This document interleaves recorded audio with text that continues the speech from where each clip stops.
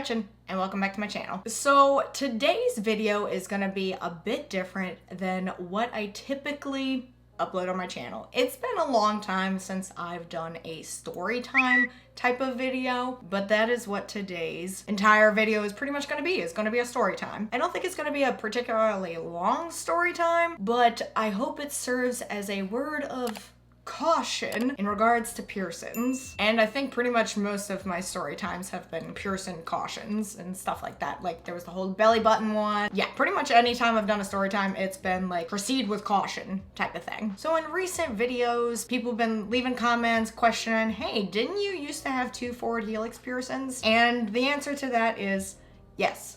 Yes, I did. And I recently had to remove one of my forward helix piercings because of a pretty bad issue. So I figured I would give y'all kind of like this little story about why I decided to remove this piercing and the turmoil that I went through in order to remove it. So a little backstory about this particular piercing. This was my second forward helix that I got done. So when you look over on my ear over here, I had 2. I only have 1 now, and that is the first one that I ever got that I still have. This is the second one that I got, which is a little bit lower, closer to like the inner part of my face. And it's definitely closed up by now, and it's healing pretty good. It no longer hurts me, thank God. So I originally got this piercing July 5th of 2021. So I had had this piercing for not quite a year and a half. I'd had it for over a year. And it was healed and everything. Getting it done was fine. It was a breeze. Forward helix, a lot of people had like built that one up in my head saying like, oh, that's such a terrible one to get done. Be careful about it. I personally didn't think it was that bad. The second one definitely hurt a little bit more than the first one that I got done just because there was already a piercing there. So the piercer had to work around the one that was already there. So I got it July 5th, 2021. I got it the same day that my best friend, I believe, got her septum pierced. I think that's what she got done that day because her birthday was just July 3rd. So we were celebrating together, went and got birthday piercings. Woo! Went to the same shop that I usually go to, no problems there. So fast forward several months. I don't think I started noticing true issues with this piercing until about almost a year after having it. For the first like 9-10 months of having this piercing, it was a breeze. It was like the first forward helix that I got done. No problems whatsoever. But then around like that 11 month mark and then that 12 month mark, like getting to the year, I started noticing that it was producing a lot more crusties than normal. And I'm like, okay, that's weird. Like it's almost a year old now and it's still doing this. Like it hadn't been doing it. So that's kind of weird. So I picked up my aftercare again, was cleaning it, blah, blah, blah. Checked the jewelry, make sure that it was fine. Everything was good to go. Well, then I noticed probably so I got it done in July. I'd say I noticed in August of this year, of 2022. So a full year and a month after I'd gotten this piercing done. I noticed that a bump formed and I'm like, all right, what did I hit it on something? And then I started figuring out that I thought it was my headphones. So I stream on Twitch, I have over-the-ear headphones, and I was starting to think that maybe the headphones were resting on the piercing and it was kind of irritating it. So then I would try and figure out ways so that it wasn't on the piercing, but then it wasn't getting any better. And then I even switched at some point. I was like, all right, we're just gonna have to put the good headphones away for a little bit, do little earbuds for now while it tries to heal up and see if that makes it any better. It did not make it any better. So then I'm sitting there going like, all right, well, this bump is still kind of small. Let me just baby it. Let me take care of it. Let me make sure that nothing is getting near it. Like no product, my hair, nothing. So I'm doing this for like a month and then a month and a half. And I'm like, this bump isn't getting any better. In fact, it seems like it's getting almost worse. So of course I'm sitting there going like, I'm so over this. And so I was just getting really fed up with the fact that nothing was happening with this piercing. It seemed to be getting worse no matter what I did. I'm a side sleeper, so like I would make sure to sleep on my right side, but of course you roll in your sleep sometimes and I'd end up on my left, and then that further irritates things. So then I started incorporating the donut pillow, you know, the travel pillow, into it, and that was helping for a little bit, but it wasn't making the bump go away. So I was still cleaning, I was making sure that nothing was really in there to irritate it further. I was making sure that nothing was hitting it. I was even making sure like my glasses weren't hitting it, sunglasses, anything like that. So fast forward to what was it? The beginning of October of this year. 2022. I believe it was October 10th, because then all of this went down October 11th. October 10th, 2022, I was like, I have had enough. And it was, I think 11:30 at night, and I'm sitting there going like, I need to get this piercing out. I just need to get it out. And so it's a threadless piece of jewelry, so I was able to take the top part off pretty easily. But then no matter what I did, I could not get the little labret like piece out. And then I'm sitting there like trying to get it, because it's a pretty close space in there. If you've ever felt around in your forward helix, it's a pretty close space in there, and it's hard to really get your finger in there, but you can still feel the jewelry. Like if I put my finger in my forward helix right now, I can feel the back of my forward helix jewelry. So I'm like, all right, I'm gonna take the top part off. Let me go get this nether piece. I couldn't feel the jewelry. Like I had been cleaning it, but I hadn't really stuck my finger in there because I didn't want to irritate it. I didn't know what germs may have been on my fingers. Even if I had washed them, I was like, I don't want to further irritate this. So then when I went to put my finger back there to try and just kind of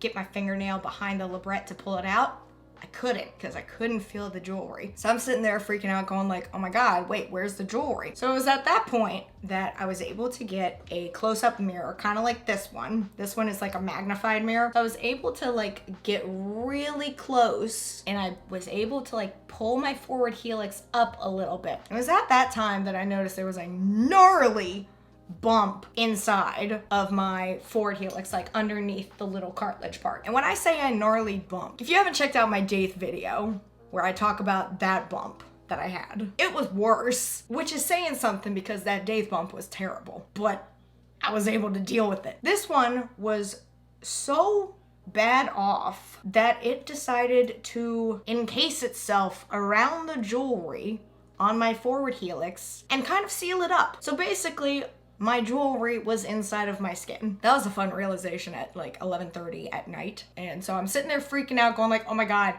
I'm gonna have to like dig my jewelry out. And of course, like while I'm sitting in there trying to look around, it starts bleeding. It bleeds everywhere. I went through like 30 Q-tips of just blood. So then I got the genius idea. I was like, I should probably go seek medical attention for this. This doesn't look good. So I did. The next day, October 11th, 2022, I decided to go to basically like patient first. So I went to, one of the little emergency doctors, and I was like, please help me. And at first they were like, oh yeah, we can help you, we can help you. Well, then once they realized the placement of it, they thought that when I talked about an embedded jewelry piece in my ear, they thought I was just talking about my lobes. No, I was like, no, I'm talking about like this little cartilage lip there called the forward helix.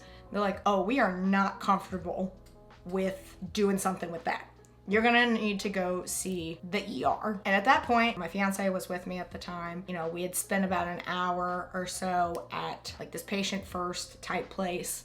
And they were like, we do not feel comfortable treating this. You need to go see someone in an emergency room. So we drove to the closest emergency room, and it was like, there was no one there.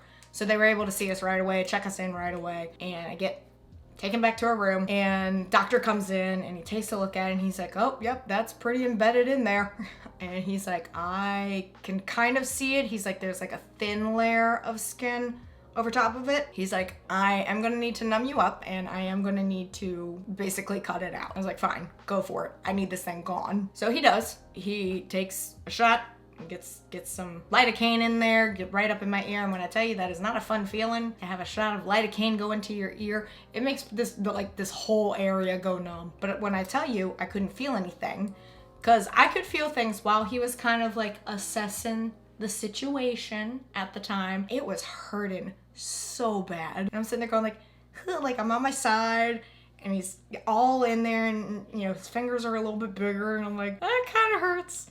That kind of hurts. Okay. And so then he gets the lidocaine in there, and everything's good to go at that point. Pretty much what took place is the doctor had to take a scalpel and cut this piece of jewelry out. And it didn't take him long to do. It was like not even 10 minutes for the thing. I think we were at the ER less than 20 minutes total. And that was like filling out forms and stuff like that, and like waiting for him to come in there, and then the closeout procedure. Like, it was not very long that we were there. It did not take him very long to cut it out. And this was a piercing that I had had for 1 year and 3 months and thought was healed. So that is where my word of caution comes in. Just because you think your piercing is healed.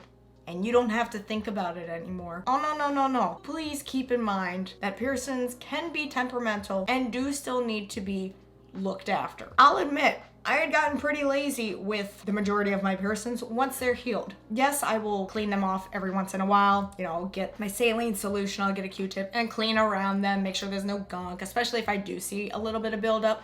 I'll clean around them. But for the most part, I just kind of leave them alone and don't even pay much attention to them. Like before this, I was not looking at the backs of my ears that much to see like what the jewelry was looking like on the backside. I was only paying attention to the front. Now you bet your butt I am checking every little area, every little surface, just to make sure that something like this doesn't happen again. Was this an extreme case? I'm going to assume yes. Again, I am not a professional. So a professional piercer may tell me otherwise and I'm like, okay. I don't know what caused this, because again, my Daith is the only other one that I've ever dealt with a gnarly bump like this before. All the other ones have been fine. My first forward helix that I got, no problems whatsoever. So I don't know what happened with this one in particular. I don't know if it's something I did wrong. I don't know if I bumped it at some point and just like didn't pay any mind to it. I don't know what happened. All I know is that you definitely need to be careful about them. You definitely need to keep up with some kind of aftercare, even if they are healed. Because even if they are healed, something could happen. It may not happen to the piercing itself, and maybe like something that happens around it and then it kind of brings the piercing into it. Which again, I don't really know because this is such a tight space, really hard to see in there. All I know is it had a gnarly bump in there. I was not paying attention to it because it was in an area that's really kind of hard to see. You know, the underside of your forward helix, it's hard to see in there. And so I just wasn't paying it any mind until it got to the point where it was like unbearable. Like I was just dealing with the pain as if that was normal. Spoiler alert, it's not. I will also say that I did not stab the bump this time like I did with my Daith piercing bump. Did not stab it with a thumbtack. Points for me for not doing that. But definitely make sure that you are taking care of your piercings. Make sure that you are doing your best to make sure that their overall health continues to move forward. I don't even know how to word that. But like, just make sure that you're looking after them. Even after they've healed, make sure that you are checking in on them. Be like, hey, how we doing today? Are we good? All right, great. See you tomorrow type of thing. And if you notice something out of the ordinary, look into it. Because I do feel like this is something that could have been avoided, but I just didn't want to deal with it. And I was like, oh, well, it'll clear up on its own. It didn't. And then it cost me $200. So don't be like me. Otherwise, you'll end up in the emergency room with a doctor who has to numb up your entire ear to cut it out with a scalpel, and then you're out $200. So yes, for anyone that has been curious about where my forward helix is, it's just like this little pink dot now. Yeah, it's gone, unfortunately. I had been thinking about removing it just because it was causing me problems, and then by the time I went to go remove it, I couldn't do it myself. So with that story, let me know in the comments below if you have ever dealt with something like this before, like an extreme case where it's just like none of your other piercings have ever been a problem before, and then all of a sudden like this one flares up and you're like, what happened? What caused this to happen? Also, I apologize for my voice. I am still sick. But yeah, let me know in the comments below. Let's join on being sad with piercings that go wrong months or years later. Because yes, I'm sad that I had to get rid of it, but I'm also just very glad that it's over with now. So leave your stories in the comments below. And again, I don't know what caused it. I don't know if this was a me thing or if this was just like an outside force that just happened. I'm gonna assume it was a me thing and I just didn't catch something in time. But yeah, not fun. But that is it for this video. If you enjoyed it, be sure to give it a big thumbs up. Don't forget to go down there and hit that subscribe button as well as that notification bell so YouTube will let you know when I upload next. But until next time, bye all!